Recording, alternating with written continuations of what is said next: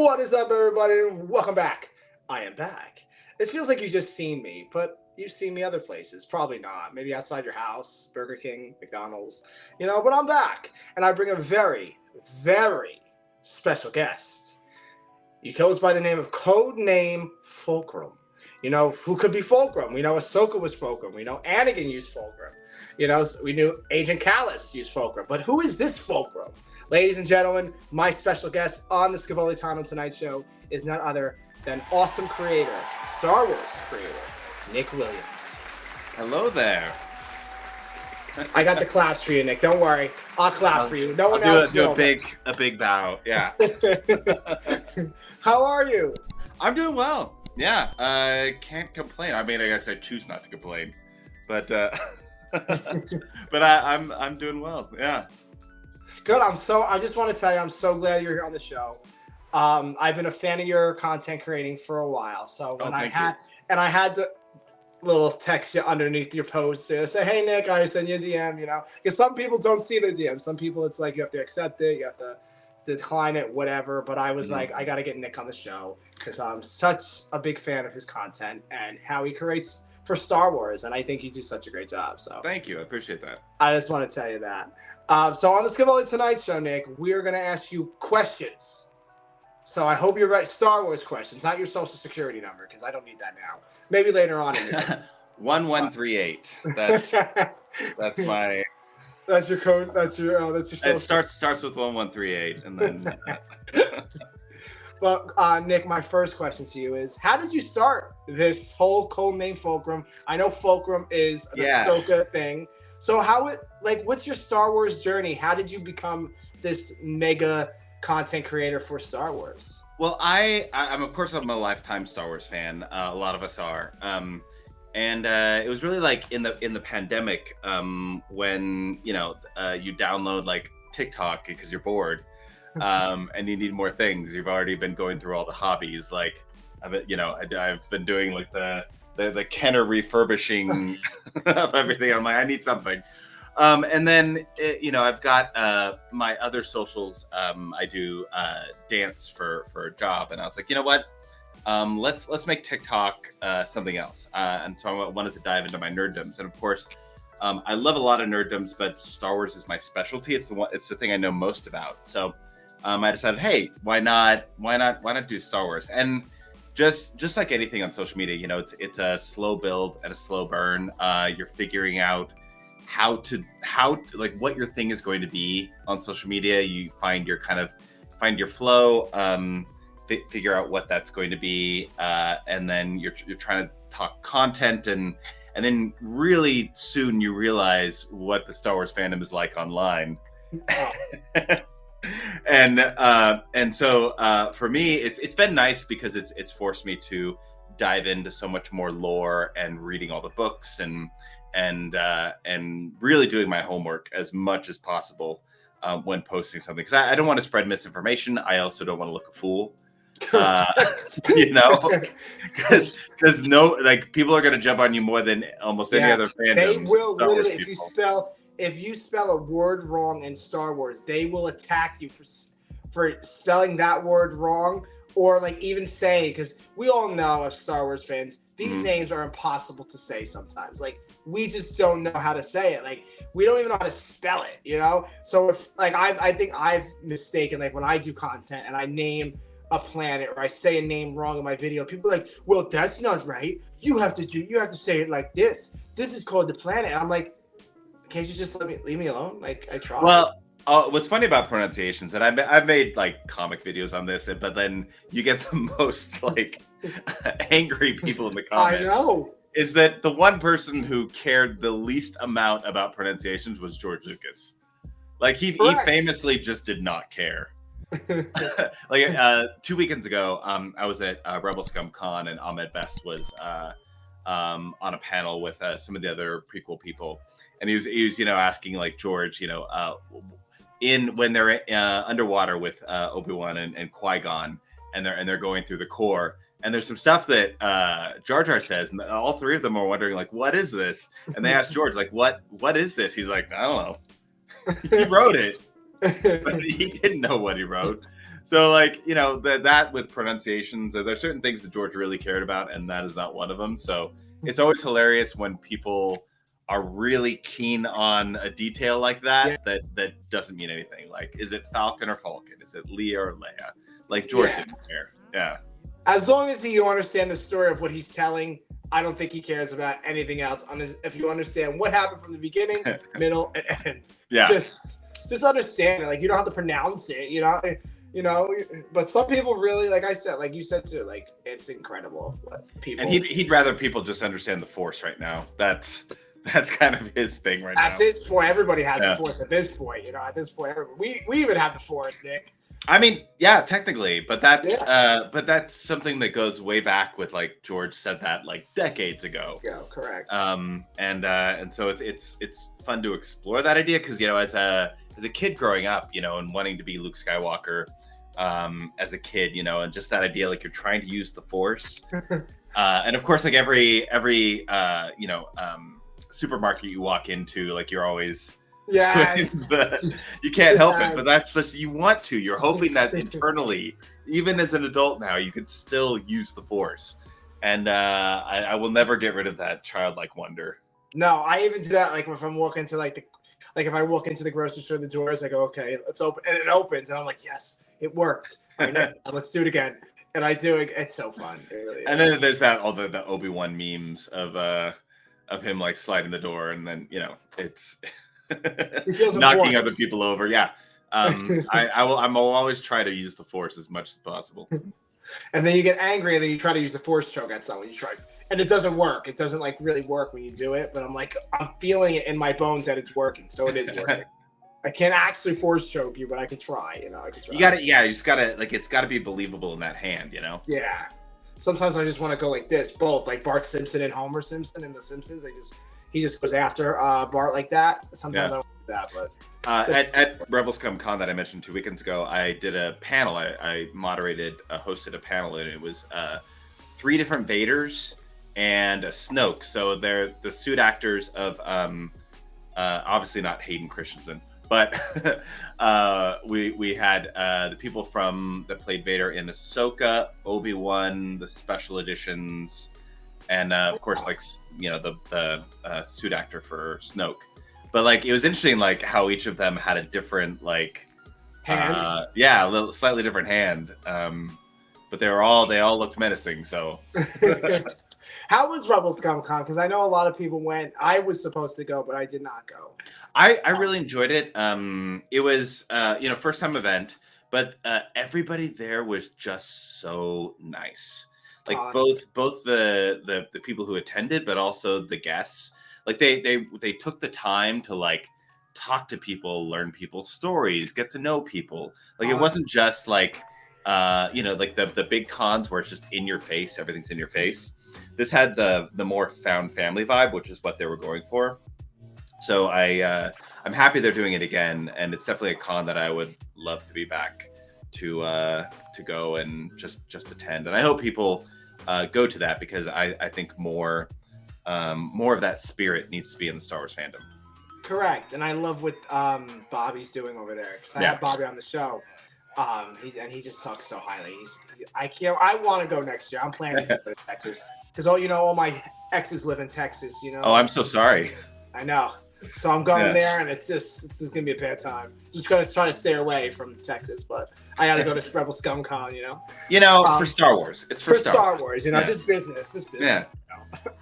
But keep going of what your Star Wars story is. I'm so sorry that I interrupted you. And it's as I was going along, you're starting to build a little bit of viewership, but it's there's certain tiers that you're trying to work towards, right? But I've always been the sort that it's not just about the numbers, or not just about popularity. For me, content and what I have to say, substance, is what really matters to me. So I'd rather say the things that I want to say, and present the way I want to present, rather than get all the numbers, which is very helpful in today's social media, with so many people who just rage bait. And that's especially prevalent on YouTube and stuff like that. But it's helpful to already have that standard going into it, so to know like that is not what I want.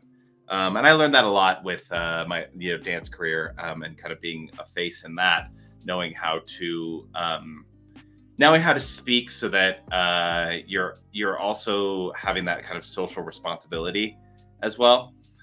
Because like when you're online, when you're speaking and you're giving opinions and stuff, you also have to realize that people are listening to this, and whether or not you care if people agree with you, some people will listen to you, and maybe like maybe that has an influence in any sort of way. So I always think of myself more as a content creator, not influencer, but I'll do influencer things on occasion. But what the nice thing that ended up happening is that little by little, I started befriending some other Star Wars creators. It was like, slowly but surely. But what I found was and this is on the TikTok community, such a warm, welcoming group of people. Like there was this, everybody started to kind of find each other, and creating this kind of safe space, even though we didn't all have to agree, but we all just love Star Wars. And we might love different aspects of it, but like that's what started to find. And so you found like-minded people, that even though you don't talk all the time, but they're there, and you see their videos, and like you support each other. And so having that support system with all of my now friends, which is great. Honestly, that's really what helps keep me around. That is that community aspect. Because otherwise, I'm just talking to a camera, and I'm not talking to people. But that community aspect is what makes the great part of the Star Wars fandom great. And so you go to places like Star Wars Celebration, and just to be around thousands of people like that is intense. It can be overwhelming, but like it's all people who just love Star Wars, and they're just there to love Star Wars.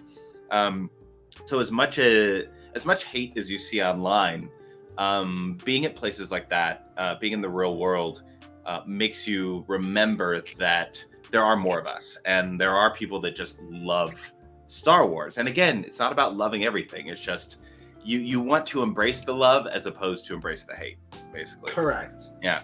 And so go ahead. Oh no, I think a lot of people embrace the hate. Some Star Wars fans embrace the hate. Yeah, I definitely have a lot of words on that, but I'll come back to that. But and then of course, like expanding that, and of course, with Instagram and YouTube, I was doing more with that before the strike last year, and then with the strike, I lost some momentum on that because what you talked about, without crossing lines. And then earlier this year, I got hooked up with Temple of Geek, which is an entertainment outlet. And they're smaller and independent, which means I can do what I want. I'm not getting paid for it. It's all volunteer based. But my very first gig with them was I went and helped out with the red carpet at the Saturn Awards, which is a sci-fi, fantasy, horror, everything. So I got to talk to like all the Star Trek people. I got to talk to like James Cameron. I got to talk to some other people. Oh, wow. And I got to interview Dave Filoni my first time out, which like for me was like, I think I peaked. I think I have now peaked, and everything now is just downhill from there.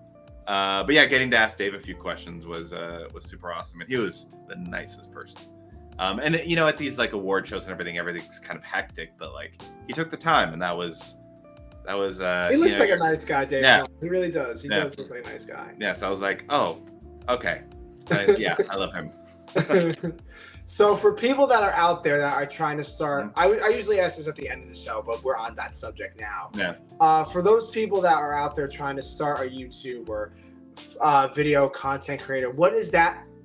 Any advice you can give them? Oh yeah. To do a YouTube channel, even if it's on Star Wars, even if they just want to do TikTok or do stuff like that. What can you give those people that want to start it that's watching now?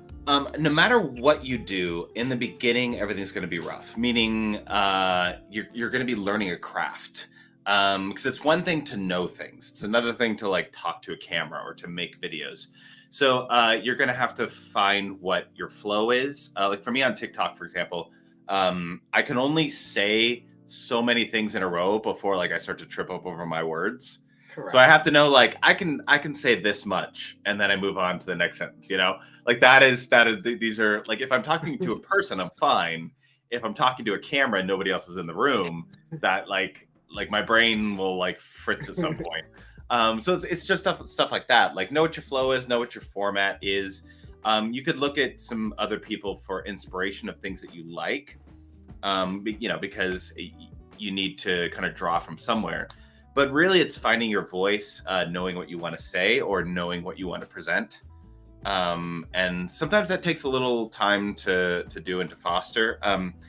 Everybody gets stuck on the numbers. Meaning how many followers you have, how many likes you have. But in the beginning, everything is slow. I mean, it's like you're not going to be like correct launching overnight and suddenly having like 1 million followers. Like the rarity of that. And if it did, you probably wouldn't be ready for it. Like you wouldn't last, you wouldn't sustain. And this is more about sustainability and not going viral. Yes, building your platform. Yeah. Because any of the viral videos that I've had, like they get out of control. Like I can't keep up with the comment section, and like at some point it's not about you anymore. No. And you may get some followers out of that, but like that's not going to be your base. You're looking for a community.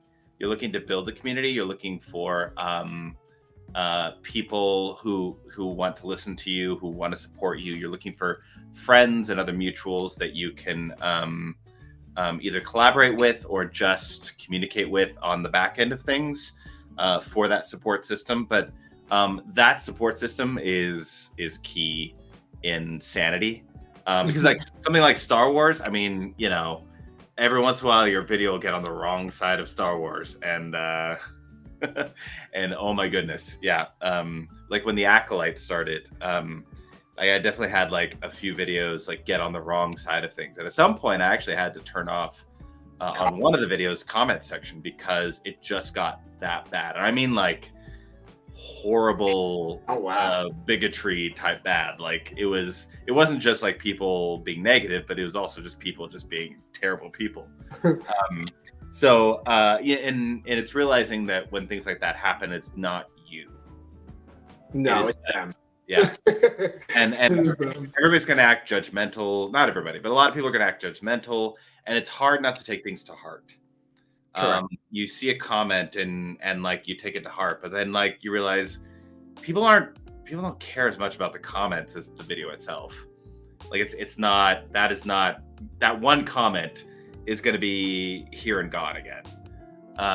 You know, it's just a troll online, and it's hard to brush it off, but that's kind of a key factor. So those are some words of advice. But at the end of the day, your value system and what you want to put forth should always take priority. Correct. Yeah. And even if you're starting small, like I did, I started small. And little by little, I'm still growing to this day. You know, Everybody starts off small. Everybody starts at 0. Yes. You know, and then you go. I really don't think you'll ever be 100. You know, I really don't, unless you're really bringing in the bucks of content creator, then you hit 100. But I have no desire to make this a full-time gig. Like I spend more money doing all this than I make, so. But it's hooked me into things that I love, and that's why I do it. Yes, I love talk. Like I just love having people on my show, like this Scevoli Tonight Show, is to talk about Star Wars. You know, we don't have to love everything Star Wars. You know, we're not me and you are not going to sit here and battle each other. Why? If you like the Acolyte and I hate the Acolyte, what we're gonna bash each other, and we're not gonna do that. Just like I love animation. Animation is my home, is my sanity, is like. That's how I fell in love with Ahsoka, from animation. You know, live action Ahsoka, Rosario does a great job. I always said this on my show. She does a great job, but she's not my Ahsoka. Like Hayden Christensen, he's not my Anakin. Matt Lanter's my Anakin. You know, but we're not gonna hate that for me. You know, we're not gonna bash each other. Like you're not gonna go on Instagram now after this show and be like, oh, Scevoli doesn't like live action. That monster, you know? To me, if you like any part of Star Wars, that's awesome. Yeah. And your introduction might have been The Mandalorian. I don't care. Whatever it is, you like a part of Star Wars, and that is awesome to me. Whether it was things in Legends, whether it's Disney things, I don't care. You like a thing in Star Wars, sweet. Let's talk about it. Yeah, and I know you're a big Ahsoka fan because your name is Codename. Yeah, with that one, what's interesting for me is, so with Codename Fulcrum, growing up, for me, I wanted to be Luke Skywalker. I was Luke Skywalker for like 3 Halloweens or something like that. I was 4 years old when Return of the Jedi came out. I'm old. And to me, that was like the perfect age. Like Luke Skywalker becoming a Jedi. He came from nothing, became a Jedi. As a 4-year-old kid who had that like sandy blonde hair that, I did back in the day. That was perfect. And then growing up, when getting into Clone Wars, Ahsoka's journey is what I related to. Like my own life journey with my own like career and things that happened to me in life, I very much related to Ahsoka. So of course, like I love Ahsoka as a character, but when you can personally relate to a character, that gives you that even deeper bond. Deeper, correct. With that, and so that's to me like Ahsoka. I just understood Ahsoka because of that. Or at least I understood my version of Ahsoka. Everybody, will connect in a different way to a character. But yeah, that's what Ahsoka was to me. And so, like Codename Fulcrum, of course, we first heard that in Rebels, as far as when we hear that from Ahsoka, and I love Rebels. Yeah. And so hearing that, I'm like, yeah, that's good. And then you hear it in like season 7 of Clone Wars, and like you find out who else were Fulcrum agents. You're like, that's pretty sweet. That's amazing. Yeah. And it ties in, like I always say, Star Wars is backwards. They'll tell you something, they'll throw it in at you first, and then you'll understand the meaning years later in a show or movie. Like, oh, that's thanks, George. Yeah, thanks, George. But yeah, Ahsoka, when I watched the Clone Wars, I think of how she was. She started off as an immature kid. Like she's a kid at that time. And we all were kids. We all are immature around that age anyway. Just not for girls, for boys too. And watching her grow into this amazing talent, young woman, young girl. Like I think at 17 or 16 she fought in the Clone Wars, like the Siege of Mandalore, I think her age was. I really don't know. But look what she's accomplished. And look where she is now in Ahsoka. It's an amazing journey for anybody. Yeah, you have your ups and downs in life. You have people that don't like you. You have people that judge you. You have people everything. But when I put on like the Ahsoka, like I feel like I always say to people like they go, Chris, how did you know that? And I'm like, I'm a Jedi. I just know things. You might not know that. You might not know what I did, but like I know how you feel already. I understand you. Like I understand you as a person. And I think that's the biggest thing about Ahsoka, is that she understood people. She understood like characters that are going through stuff. She understood that. Yeah, she might be like, oh, okay, well that's not good, but okay, why did you do it? Like why? Like talk to me. And I think that's the biggest reason, like in season 5 of the Clone Wars, like you have Fives and Shakti and stuff like that, and the clone with the chip, I think it's Fives.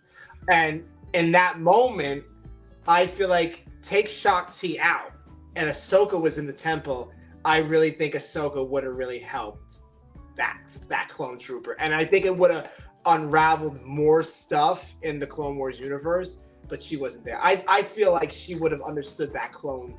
Okay, what? Like that doesn't make any sense. Like she would double take that in future episodes of the Clone Wars. Not like how the Council was like, oh, it's a mistake. All right.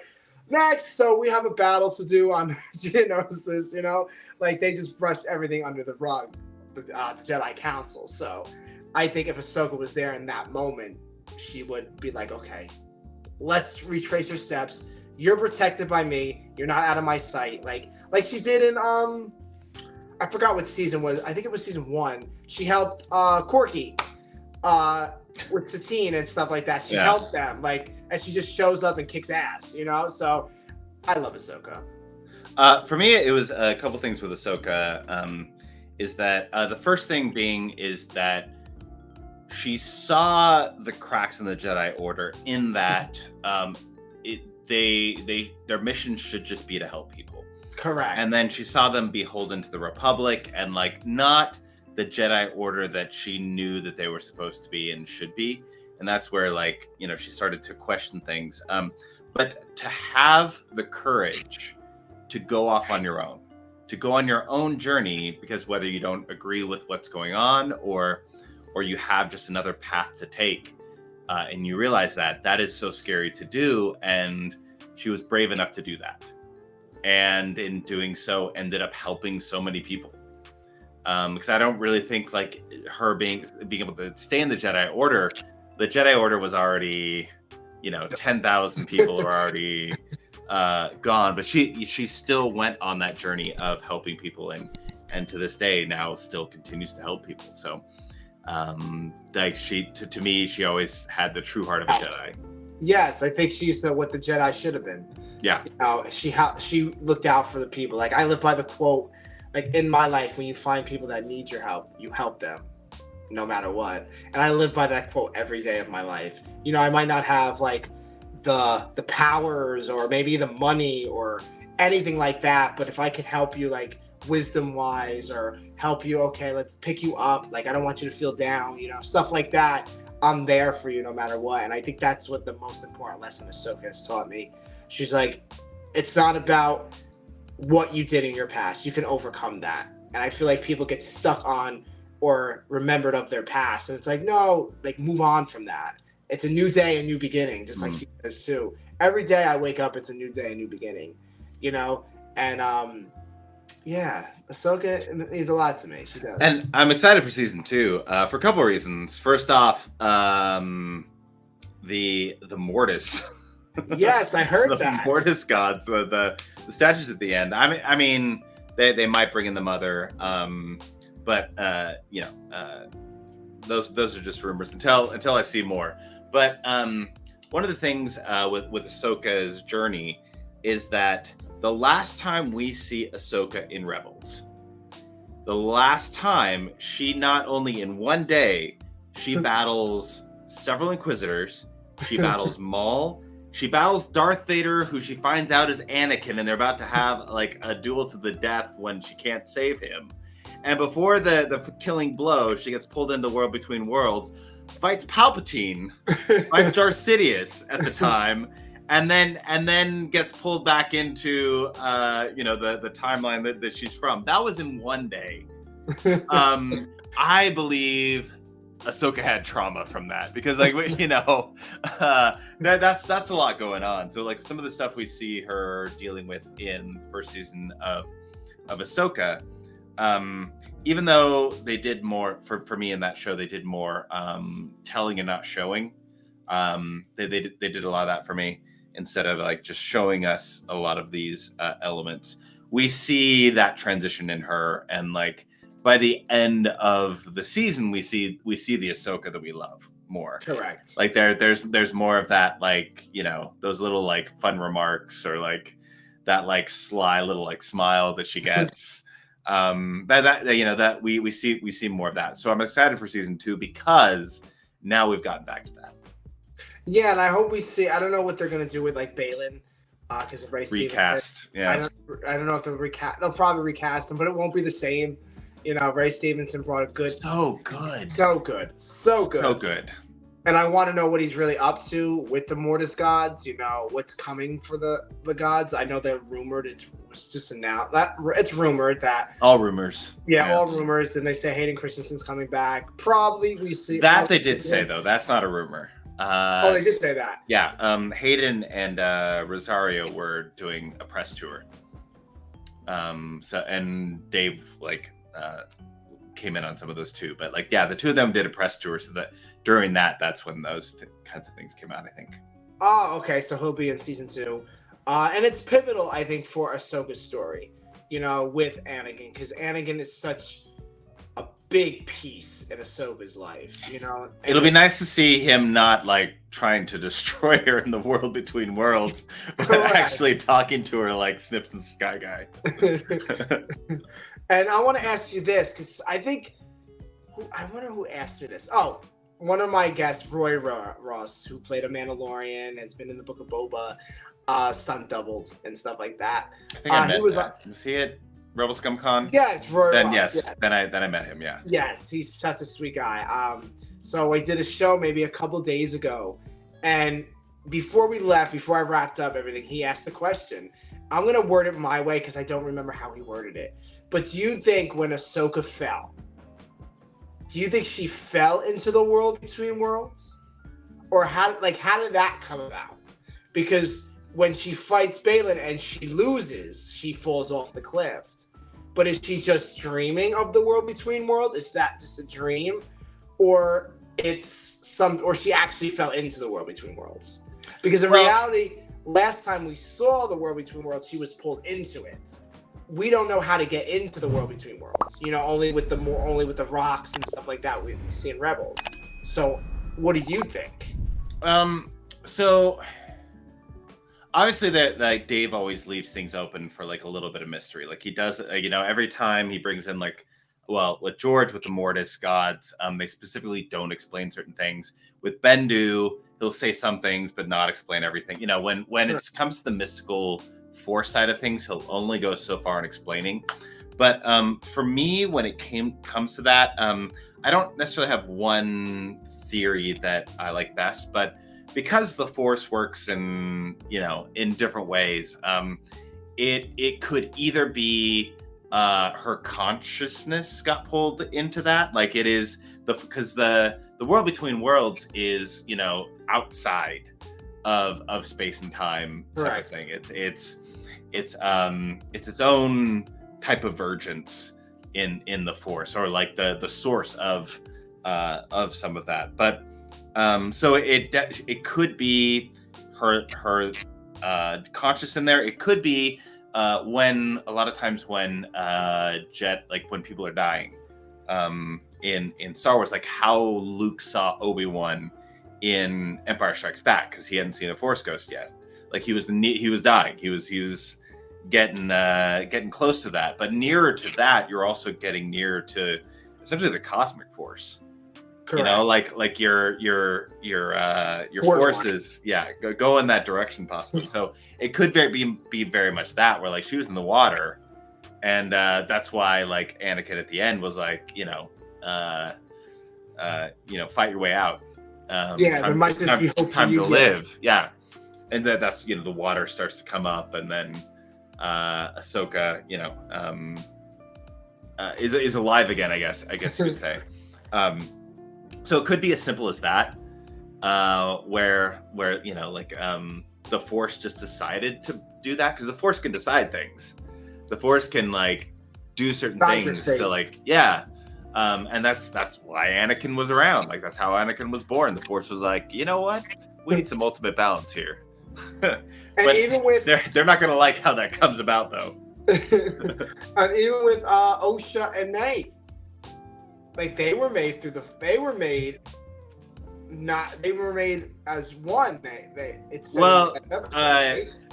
were made, and I say made, they were like by Mother Adesea, like they were, somehow made, and the way that they were able to do the magic that they did is because there was a vergence there. That whole like hole that they were chanting around. That's just like you see that on Octo and other places. You see those types of vergences other places as well. Those holes tend to be more dark side though. But yeah, like that they because those are so strong with the Force, it gives you like a closer connection. It gives you like a boost, basically a Force boost. Vergences like the Jedi Temple on Coruscant, the Cave of Evil on Dagobah. Like there's so many vergences. and each of them are kind of used in a different way. Like the one with the mirrors in Last Jedi on Ahch-To does something different than the Cave of Evil on Dagobah. Like they're similar, but they do something a little bit different. And so, being able to use aversions like that, and that's why Palpatine does a lot of his like dark magic. Like once they got rid of the Jedi, he's kind of taken over that versions. Now, how did you like the Acolyte, Nick? Did you like? How are you liking it? Because I know a lot of people are disliking it, but it's still out there. Honestly, the first half of the season was mixed for me. In that it kind of did this for me, and nothing was like great to me. Like there were some like meh, and there was some good, but then obviously we know the episode where some of that turns around. But since then, the storytelling has for me has been much better, and I'm much more invested. I wasn't not invested because I love Star Wars, so I'm gonna see something out. But I being online, I have to say like my real opinions on stuff. I just don't want everything to be like sunshine and rainbows, but at the same time, I'm not looking to hate on things. Like, and most people that are hating on it went into the show wanting to hate. Correct. They didn't go in, like, some people are genuinely like, I really wanted to like the show, but I'm not, and that's okay. That's cool. You're giving it a chance. That's great. That is a good attitude to have. But yeah, for me, again, like the second half of this season has really like been on target for me and been pretty solid. And part of it for me is also the first half of the season, because of the mystery of things and stuff we're not supposed to know yet until like the second half of the season. The storytelling and the characters and the flow didn't feel as natural all the time. And so like, you're wondering like, well, why did that person do something? Or this felt incomplete. And then of course now we're finding out what those completed parts are. And so that to me is like, oh, I know when I rewatch this show now, it's going to be so much better. Like I'm going to know those pieces, and I'm going to be able to fill in the gaps. It's like going back and watching the prequels after you watch the Clone Wars. You're like, even better. Yeah. And then watch A New Hope, and then you'd be like, Rebels. Yes, we know this. We've seen this. Yeah, like it's like that. And I think with the last episode, I don't know what they were doing for episode 7. I saw a lot of people don't like episode 7, but it was okay. But they should have just added some. They should have did that episode in the episode, I think, when they had May and stuff like that. I think they should have did that for that episode, like add Kalnaka and stuff like that, and Dara. Because in the beginning of the Acolyte, we don't know like why May is after these Jedi. Like she's just killing these Jedi like one by one, and it's like, why are you doing it? And it's the mystery of that. And I was suspenseful. I like the series. It's not the best series I've seen in Star Wars, no, by all means. But I'm gonna like it. Will I have my opinion on it? Yeah, but I'm not gonna like go to Amanda's what's her name? Steinberg, right? Steinberg? Mandela Stenberg. Yeah. Yeah. I'm not gonna go to her house, her apartment building, her complex, and like throw hate letters at her, I'm not gonna go to all the act. Like a lot of people have, like, even with the biggest one was Reva and Obi-Wan, like how many hates she got for that. And Amanda's been getting the same thing. Yeah. And it's disgusting. It's like, why are you going for her? It's a TV show. Like, if you don't like a character, I mean, that's not the person. That's just actor. What? Yeah. It's interesting. I've got a couple things to say on that. Is that first off, most Star Wars projects over time, if you are not the right age, the right demographic for something, you're not going to like it. Like the prequel era, right? Like I was in college when the prequels came out, and I did not like The Phantom Menace when it came out. I liked certain parts of it. I mean, obviously, like Duel of Fates is cool, but I was not the right age for that, right? Like when the original trilogy came out, I was the right age for that. But then over time, And Clone Wars helped out, but over time, I grew a love and appreciation for it. But I was watching a video today about fans. It's a good TikTok. I'm going to do a video on this, but say this here is about when people see something like Star Wars, and he was talking about the Matrix. Is that you're thinking that you want that thing, and you want it again. You want more of that, but fans don't really know what they want. What they want is they want the same feeling that they had when they saw that thing. Correct. They're looking for that same feeling, which can't be duplicated. And so when they watch something and they don't get that feeling, they're upset. Like, that's why most sequels fail for the most part, is because, people are trying to like reproduce some of those same feelings, but like, you're only going to have one, no, I am your father moment, Yeah. Like, trying to duplicate that, like, you can have some cool reveals, but like, that's the reveal, So when you get to the third one, and it's like, oh, we're brother and sister. All right. That reveal is kind of like, well, okay. Yeah, we knew that was coming. Oh, did we? that love triangle in Empire Strikes Back really gets you. Took a turn. But yeah, so fans are always looking for that feeling. That's really what they're looking for, and it's not always the thing that they think it is. And so what you get introduced, like if you're original trilogy kid or if you're a prequel kid, if you're a prequel kid and then the sequels come out, you're gonna hate the sequels. But if you're a sequels kid, eventually you're gonna hate this other thing because it's not gonna have that same nostalgia for you. It's just a cycle that happens over and over again, and it's unfortunate, but that's why we keep getting hate constantly from the generation before. Even though the generation before went through the whole like, it's not cool to like this thing and the bullying and everything else, they're gonna do it to the next generation, and it's ridiculous. So me being from the original trilogy generation, seeing all these things, I'm like, yeah, I don't want to be that. I don't want to. I want to celebrate the love. I want to yub nub. Correct. I don't want to. I don't want to get into this like hate cycle that people get into. I just want to enjoy things. I want to enjoy Star Wars. That's more fun for me. When I talk online, I just want to talk about the love of something. And so like I can critique things all just fine, and I will, but I'm not going to focus on it. Correct. Like everybody just needs nubs in their life. Nubs Nation.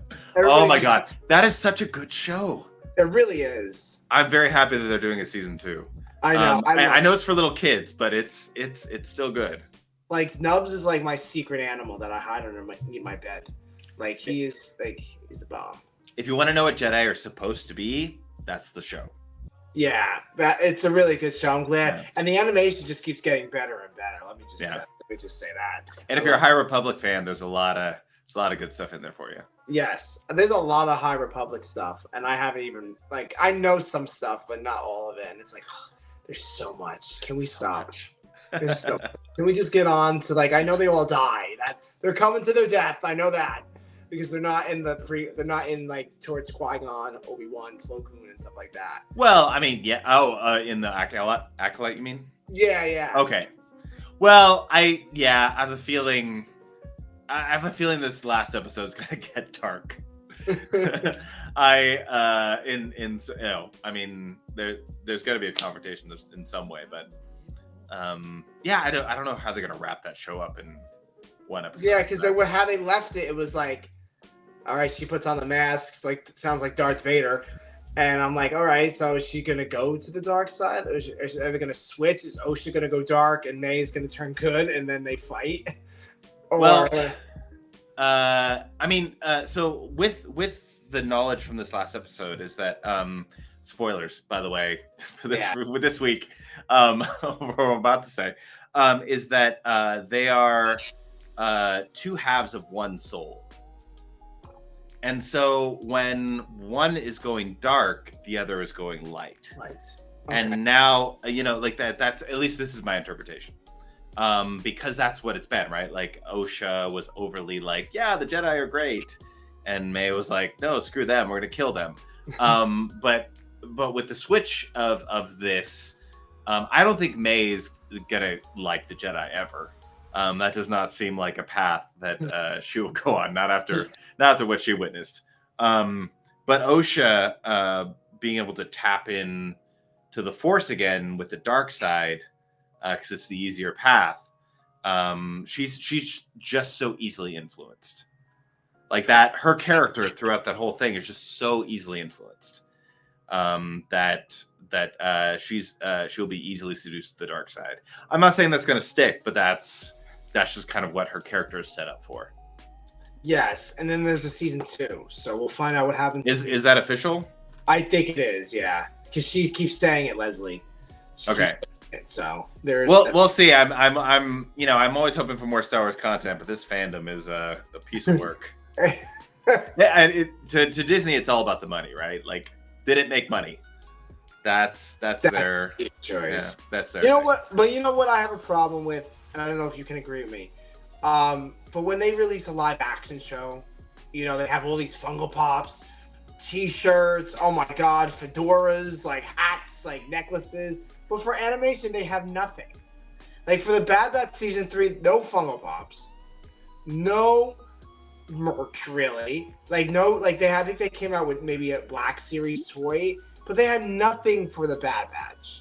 And I'm like, but people love that show. Like they had barely anything in the parks, Disneyland. Yeah. Because usually I have someone that goes to the parks and gets it for me. I just send them the money for like one of those kind of people. And there was no Bad Batch stuff. There was nothing. And it's like 3 seasons. And the season 3 was phenomenal. Beautiful. Like everything all around. Beautiful ending. Love the ending they put on it. Omega's off with the Rebel pilots, and no wonder why. Maybe she will become a Jedi or something. We don't know. She's a pilot for the Rebels, and to see her journey and see Hunter, Wrecker, and Crosshair still alive. Thank God. I know. I know. I'm sorry. Thank the maker. Thank the maker. And like we don't know where Echo is at that time. We still don't know all those clones, but I hope we get a clone like successor show. All about the clones, maybe. We'll get, like, Rex leading it, maybe. Because I know they're doing a new animation show, but I just don't know what it is. Maybe it's Adventurous. Yeah, I mean, there's a lot of things coming up that they can do announcements at. So we'll see. There's Comic-Con, there's D23. So we'll see if we get any announcements. And those, Comic-Con is at the end of the month, and D23 is next month for those watching. So hopefully we'll get an announcement of something at one of those. Or maybe a trailer drop for like Skeleton Crew or something. Yeah, I'm excited. I'm real excited. We might not know anything about Skeleton Crew, but I'm real excited about We know that Pirate Vane is in it. Yeah, we know. And there's Jude Law and some kids. Yeah, that's all we know. That's it. And one of the kids played in Akanto. Voiced Antonio, which... Gotta love that movie. Yeah, so... I'm excited for it. Like, I'm really excited for the Skeleton Crew. I don't know why. I don't know. Goonies in space is what got me. Yeah, I love Goonies. Bring it. I like I loved Goonies when I was little.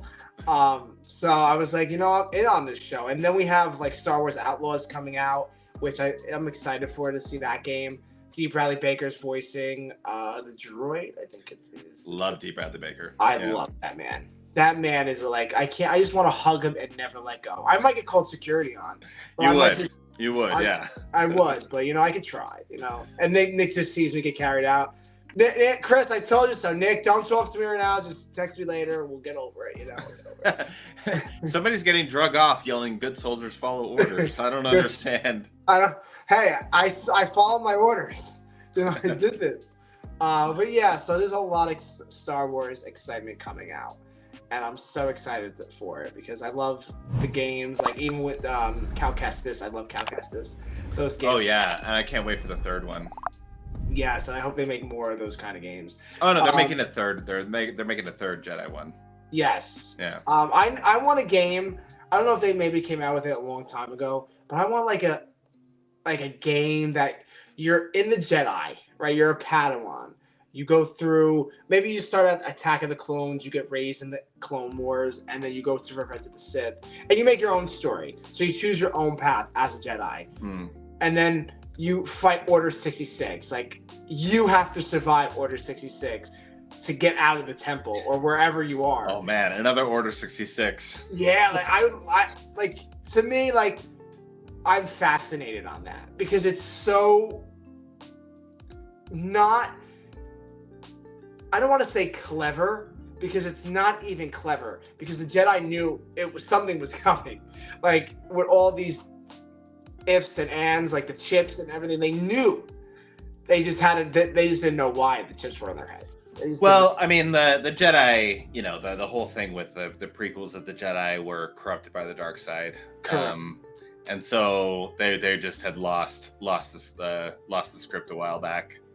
They lost. I mean, and that's what the Acolyte is also a show to Yeah. demonstrate that, like, you know, the progression of, you know, the kind of the decline of the Jedi is kind of to show that as well. Yeah, so I think the GAT game would be you have to fight through Order 66, and it goes through all survival mode until maybe the Rise of Skywalker, and then whatever happens after that, you join the rebellion or not, and then it's like Keenan and Ezra type of game that too. Like you just fight your way until the dark side is no more, and it ends by the Rise of Skywalker. Like that will cut it, you know, because that's the end of the Skywalker saga.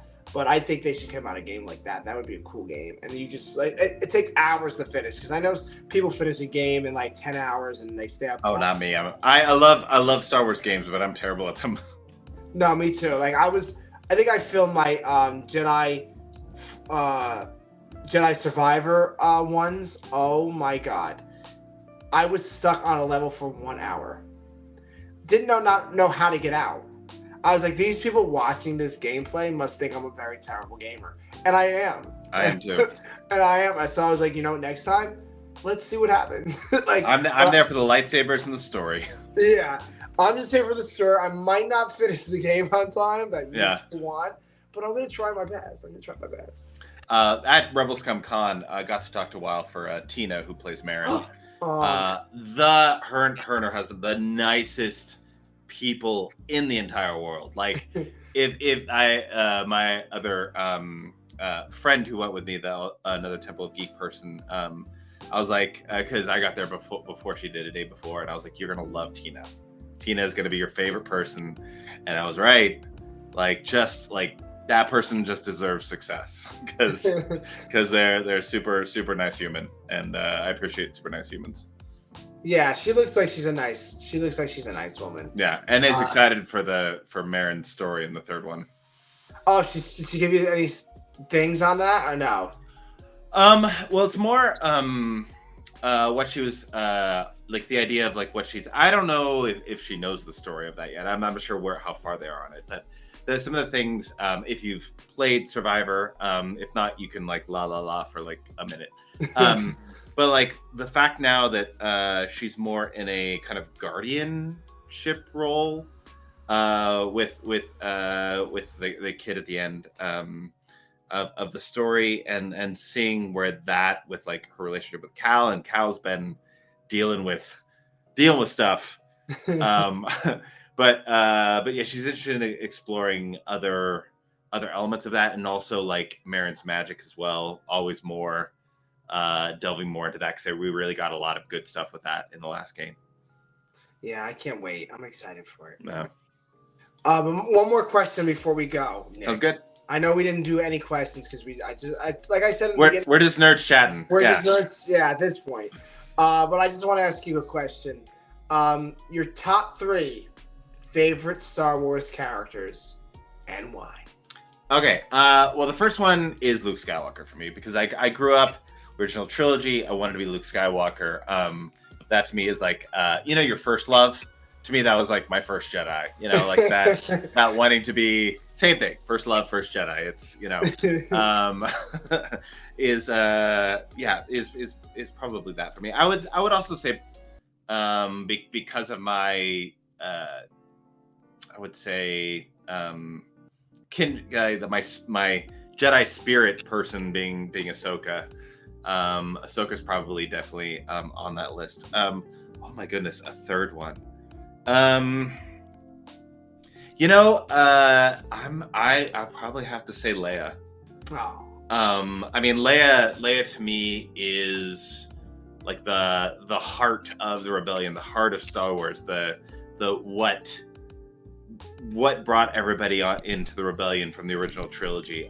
One of the interesting things that I heard, and I was like, oh yeah, that's very true.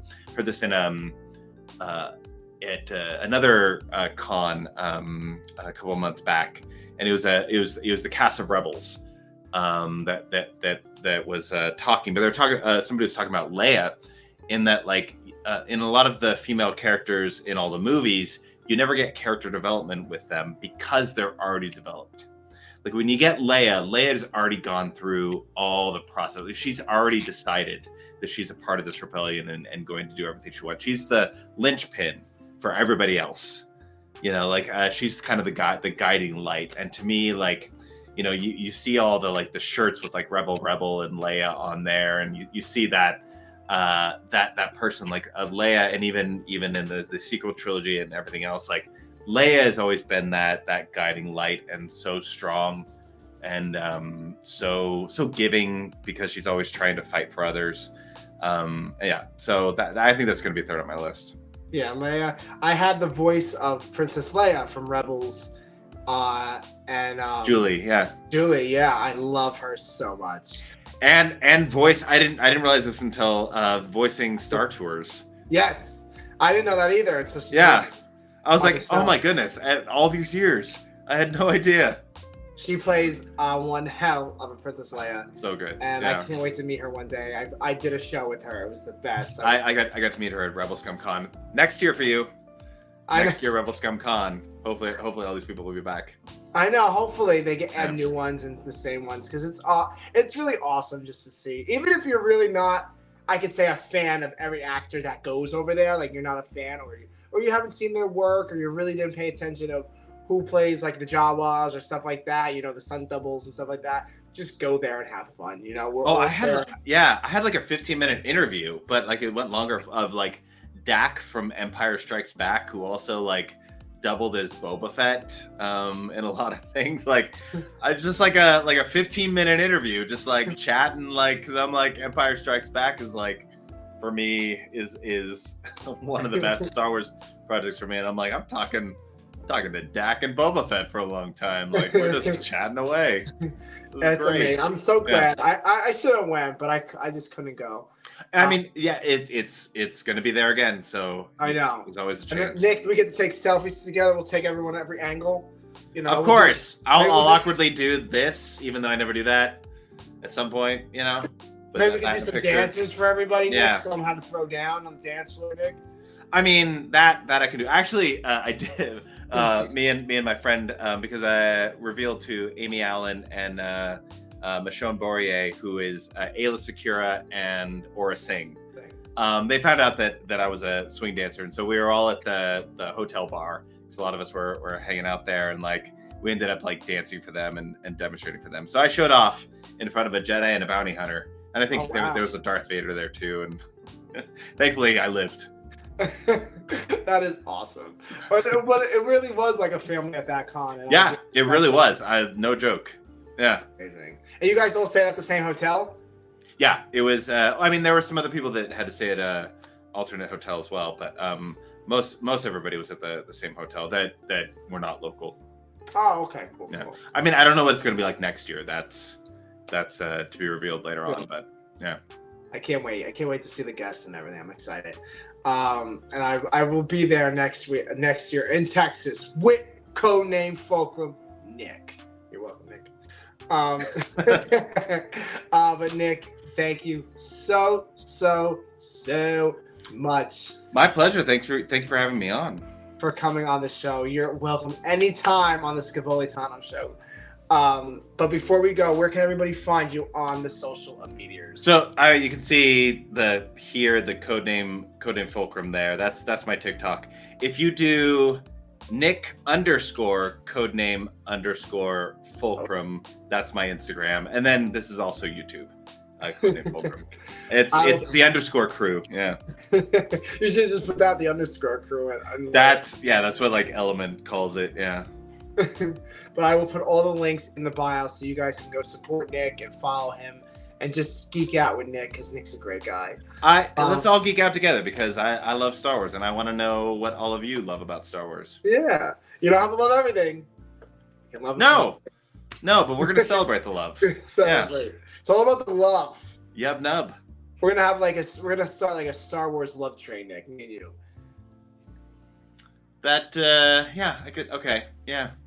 And share love with everybody of Star Wars. Oh yeah, it's gonna be a full Ewok parade. And we'll add Nubs. I want Nubs there too. Oh yeah, Nubs is included. Yeah, Nubs will be at the front of the line. Yeah, I love that. I love that bear. Love him. But Nick, thank you so much for coming on the show. My pleasure. I really appreciate you and your time and your Star Wars content. You know, like I said in the beginning, I'm a big fan of yours, and I can't wait to see more of your content being created. And I'll be here supporting you. So, thank you guys for joining us on the Scevoli Tano Tonight Show. Be sure to subscribe down below to the YouTube channel, The Scevoli Tano Show, for more awesomeness, Star Wars talks with more Star Wars special guests. I have a lot of Star Wars guests coming on very soon. Big ones, voice actors, the whole 9 yards. My head is spinning as I'm saying. Support those voice actors. The voice actors are great. Yes, I love the voice actors. I love animation, so anything animation, I'm team for. But thank you guys for watching. Be kind to one another, and may the Force be with you, my friends. Always. Bye! In my life, when you find people who need your help, you help them, no matter what.